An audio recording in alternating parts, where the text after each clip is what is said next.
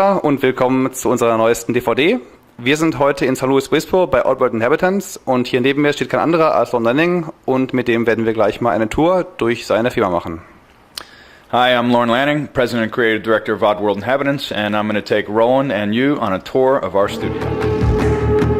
The Oddworld Library, and this is where a lot of ideas begin. At the beginning of production, we're heavily referencing books. We have all types of books on all types of subjects, and these are largely like coffee table class photo books of all different types of characters and material, much of which we don't find at Barnes & Noble. Here's one of my favorite sections, of course. This is corruption, propaganda, and population control, which is the necessary section for the Oddworld Inhabitants reference library. Of course, this one in particular takes up 3 shelves because there's plenty of that going on in the world today. So, got to stay on top of things. And then, of course, all of our film stuff, the Cinefex books, ongoing. We have thousands of books. It sort of represents a lifetime of collection of material, and it's been very important to make sure that you're looking at everything that's available in the world so you can reference things and hopefully not duplicate what's been done before. And let's move on to the editing area. Okay. Josh got much. Now, there's something I haven't seen in a long time. This is old. This is some old footage somehow Josh is playing around with here on the Avid, and this is our digital Avid editing system, and these were old visualizations that we did for Munch before we actually built the game. This was quite a flashback for us here. I don't know, I'm getting chills. I think we need to move on. Funny times. And the idea here was that we always wanted to be all self-contained with digital video and all, so we have our digital beta players and Avid, and we'll take it down to the recording studio in a little while. See a lot of production art on the walls. The whole place is covered with art. And here we have some of the crew hanging out. We have Jenny. Hey. Jenny deals with all the marketing people. Silvio, Scott, Rich. And they're all just kind of homeless and they hang out here, but we feed them so they like us. And that's what keeps on happening. We got Ian over there doing computer graphics. Ian's actually working. Yeah, Ian's actually working. But he works for peanuts, so he works free for gum. As long as we supply gum, he's good. Game design area, okay guys. We've got Gotham, we've got Steve, we've got David. David's around, here's an area. Did you see this area, Roland? This is a beachfront. Nope. David, can you go over to the water? So we were really going for big environments on this one. You can tell there's a lot of acreage being covered in this game. A lot of explosives as well. Anyone remembers that? Eric Yo putting it together. And scale. About ready to pass out. Jack. We're doing the Oddworld tour here. And we move into the real-time art department. And we've got Mark and we've got Raj. You guys are on film. This is going to America's Most Wanted. And Matt's working on a new death. Nice.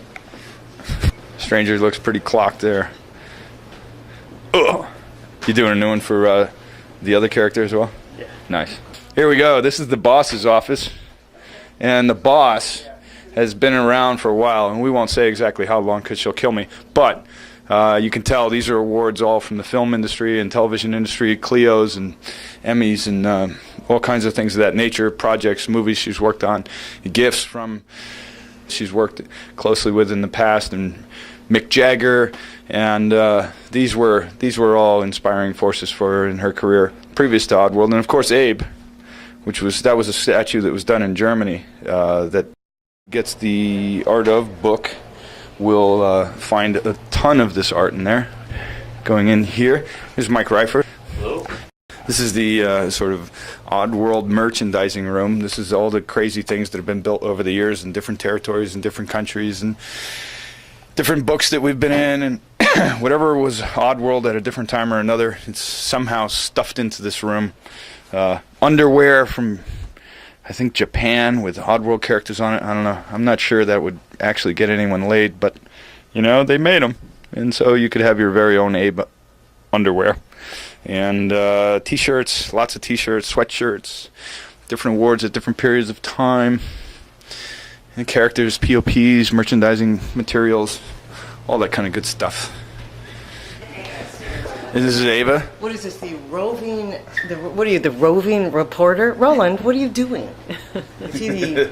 Yeah. What is that called? The roving right? reporter. Yeah. So Ava is our vice president of legal and finance, and she makes sure that we're legal and financed.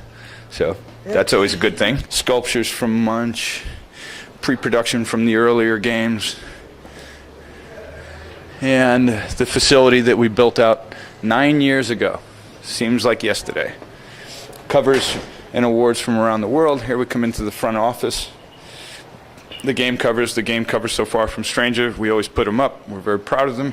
Here's some cool stuff over here. Annuals, different illustration annuals, Axioms, the AIS, original art from Abe's Odyssey, Tara, who mans the front desk, and the gold albums from the music instructor videos that took place in Germany, cover of Wired magazine, the awards from Russia, which were all hand-painted, and tattoos. I mean, there's a lot of Oddworld tattoos out there, and this guy went to the extreme. His entire arm is Oddworld tattoos.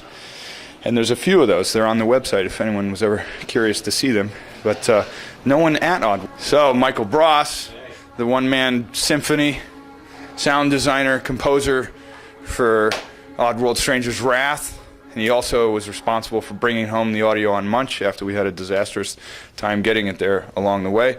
And we figure, you know, every time we start a job, we'll just be really late on the tools and technology so that Michael will really have to suffer heavily at the end of the job, because what would production be without that? Yes.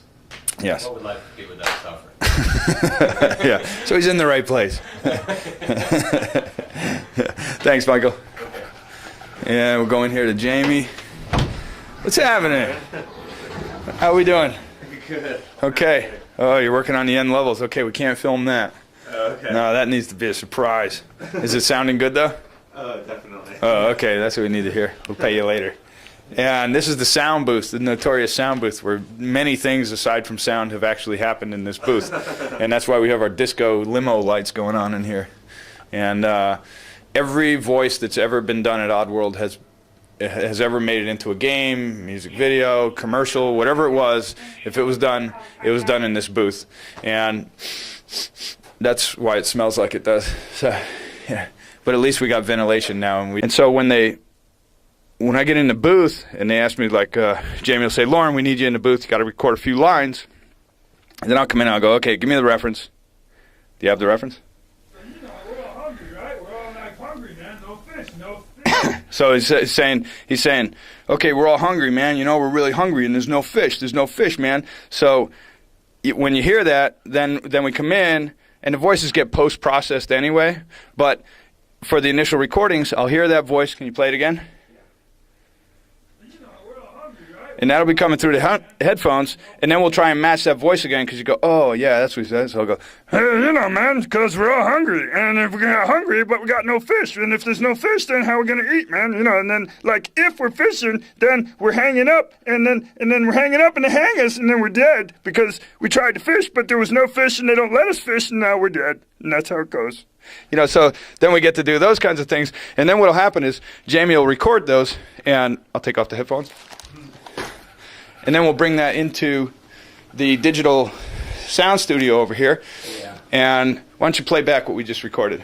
Can you do that? I didn't record this. You know, we're all hungry, right? We're all like hungry, man. No fish, no fish.